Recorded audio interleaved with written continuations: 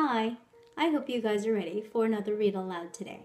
I'm going to share a traditional tale by Jan Brett called The Three Snow Bears. This story is similar to one of the well-known traditional tale called Goldilocks and the Three Bears. Let's read the story and find out what happens. The Three Snow Bears by Jan Brett. Come back! Aluki shouted as her huskies floated out to sea. Oh no! She knew that although an ice floe is a good place to fish, it is a bad place to lose a dog team. Not far away, a snow bear family had just started to eat their breakfast, but it was way too hot for Baby Bear. Owie! Yelled Baby Bear.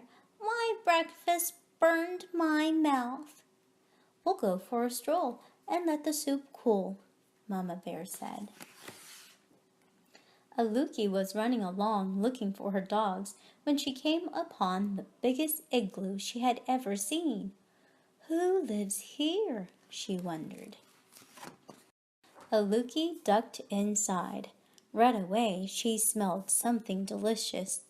Across the room she saw a big bowl, a medium-sized bowl, and a small bowl. Surely the good smell was coming from the three bowls. Aluki took a sip from the biggest bowl. Oh! She cried. Too hot! She took a sip from the medium-sized bowl. Ew! Too cold! She tipped up the littlest bowl and drank up every drop. She said, not too hot and not too cold. In the next room, Aluki spotted 3 pairs of beautiful boots standing in a row. She put on the biggest boot. Too big, she said. She put on the medium-sized boot. Too fancy, she said. She put on the littlest pair. Just right, she said, wiggling her toes in the soft fur lining. Aluki walked into the last room and found a long sleeping bench piled high with fur covers. Heat from the oil lamp warmed her cheeks and made her sleepy. Oh, time for a nap, she thought. She crawled under the highest mound of covers. Too lumpy, she grumbled. She tried the middle bed with fur fringe cover, but sank down so far that she could hardly breathe. Too soft, she said.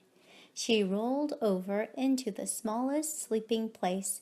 The fur blanket was cozy and warm, and the pillow was just her size. Just right, Aluki murmured, and was fast asleep before she could take her boots off. If Aluki hadn't fallen fast asleep, she might have heard her dogs barking happily. Papa Bear, Mama Bear, and Baby Bear had spotted them adrift in the strong current and gone out to save them. The Snow Bear family was pushing Aluki's dog team back toward their igloo and safety.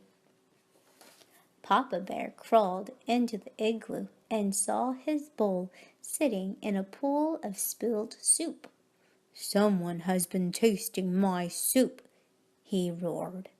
Mama Bear rushed in and saw that her soup had been sloshed all around. Someone has been sipping my soup, she growled. Someone found my soup, sputtered Baby Bear in her high, squeaky voice, and ate it all up. Papa Bear ran into the next room and saw his boots in the middle of the floor.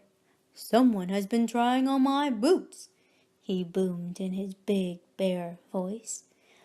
Mama Bear put on her fancy boots, Someone had these boots on, she huffed, and the fur is all bunched up. Baby Bear saw that her boots had disappeared. Someone has taken my boots and left these not as good ones, she wailed. The bears ran into their bedroom. Someone has been sleeping in my bed, Papa Bear bellowed. Someone has been sleeping in my bed too, Mama Bear cried. Baby Bear peeked at her bed and squeaked. Someone has been sleeping in my bed, and here she is. Aluki opened her eyes and saw 3 bear noses only inches away. She hopped out of bed and dove between Papa Bear's huge, furry legs. Quicker than a seal, Aluki ran from room to room until she bursted outside. Her huskies bounced around, barking and smiling their doggy grins. Aluki and her dogs flew over the frozen ice, dodging ridges and cracks. She looked back to wave thank you to the snow bears.